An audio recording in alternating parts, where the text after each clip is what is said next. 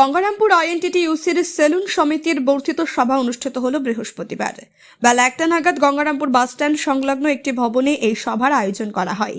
সভায় সেলুন কর্মীদের সংগঠনগত বিষয়, ভবিষ্যৎ কর্মসূচি ও বিভিন্ন সমস্যা নিয়ে বিস্তারিত আলোচনা হয়।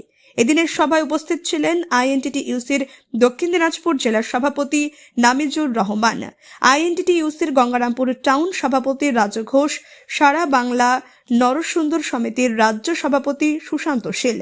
এছাড়াও উপস্থিত ছিলেন আইএনটিটিইউসির গঙ্গারামপুর সেলুন সমিতির সভাপতি অধীর বিশ্বাস, সম্পাদক হীরেন্দ্রনাথ প্রামাণিক, কোষাধ্যক্ষ রঞ্জন শীল সহ সমিতির অন্যান্য সদস্য ও কর্মীরা।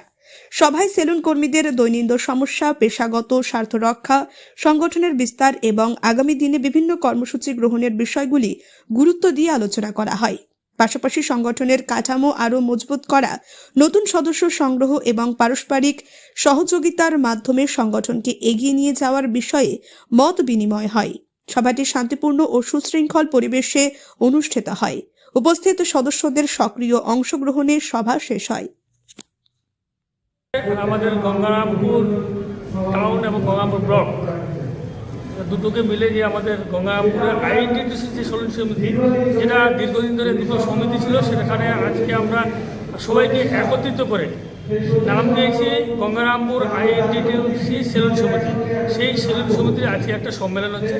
এই সম্মেলনের যে বার্তা, আগামী দিনে যে আমাদের 26শে নির্বাচন, সেই নির্বাচনকে সামনে রেখে আমরা যেন গঙ্গারামপুর বিধানসভা শুধু নয়, আমাদের জেলার যে 6টি বিধানসভা আছে, সেখানে যেন আমাদের এই সেলুন সমিতির মাধ্যমে আমরা প্রচার করতে পারি যে মামাটি মানুষের নেত্রী মমতা বন্দ্যোপাধ্যায় যিনি প্রার্থী হবেন, তিনাকে যেন আগামী দিনে গঙ্গারামপুর বিধানসভা সঙ্গে আরও 5টি বিধানসভায় যেন আমরা সবাইকে জিতাতে পারি, এই বার্তা এই সেলুন সমিতি থেকে এসে আমরা গঙ্গারামপুর আইএনটিটিইউসি সেলুন সমিতি থেকে এই প্রোগ্রামটা করা হচ্ছে। দীর্ঘদিনের আমাদের একটা চাহিদা, যেমন লোকাল সদস্য কমিটির কাছেও আছে। লোকাল কমিটি বলতে আমাদের মাননীয় কেতার সুরক্ষা বিপ্লব মিত্র মহাশয়ের কাছে উনি নিজে প্রতিশ্রুতি দিয়েছিলেন আমাদের বসার মতো 400 লোক যে বসতে পারি তারা একটা ঘর দেবে।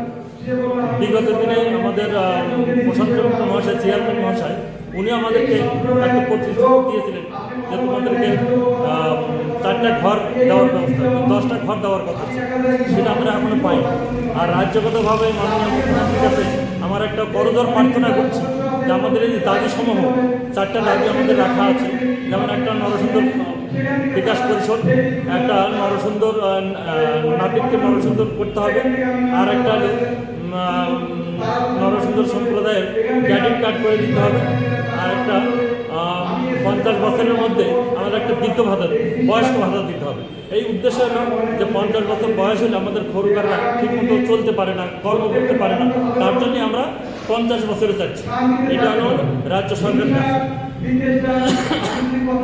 এখন আমাদের এই মঞ্চ উপস্থিত হয়েছেন আমাদের জেলা আইএনটিটিইউসির সভাপতি নামিজুর রহমান মহাশয়, আরেকজন উপস্থিত আছেন রফিকুল ইসলাম, উনি জেলা সহসভাপতি আছেন, আর একজন আমাদের শহর তৃণমূল কংগ্রেসের শহর আইএনটিটিইউসির সভাপতি রাজু ঘোষ মহাশয়ের কাছে। এই 3 জনের কাছে আমি আবেদন রাখলাম।